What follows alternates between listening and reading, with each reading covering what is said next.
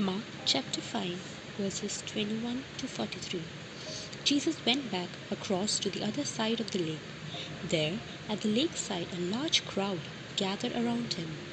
Jairus, an official of the local synagogue, arrived, and when he saw Jesus, he threw himself down at his feet and begged him earnestly, "My little daughter is very ill.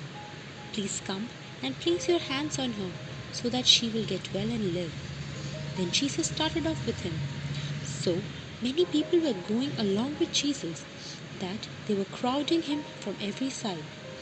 There was a woman who had suffered terribly from severe bleeding for 12 years.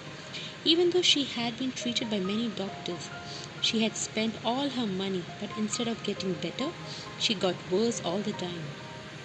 She had heard about Jesus, so she came in the crowd behind him, saying to him, "If I touch his clothes, I will get well."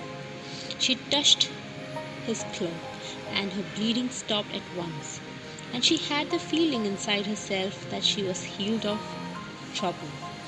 At once, Jesus knew that power had gone out of him, so he turned round in the crowd and asked, "Who touched my clothes?"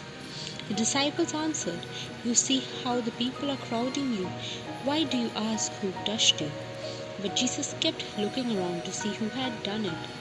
The woman realized what had happened to her, so she came, trembling with fear, knelt at his feet, and told him the whole story.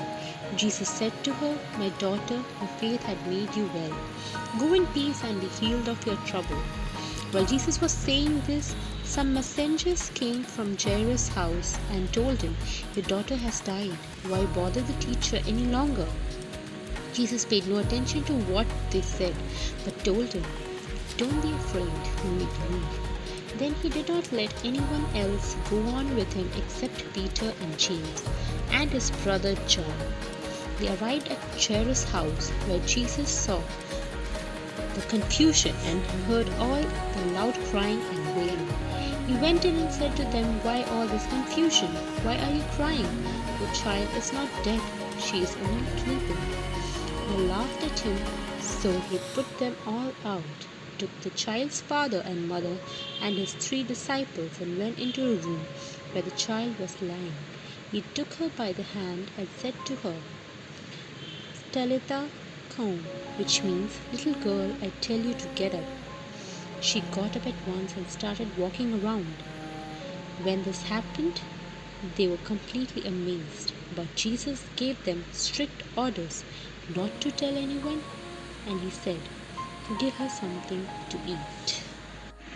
A message to all the fellow human beings is that in every phase of our life, there will be times when we become hopeless in life. In those situations, keeping our hopes high becomes a necessity.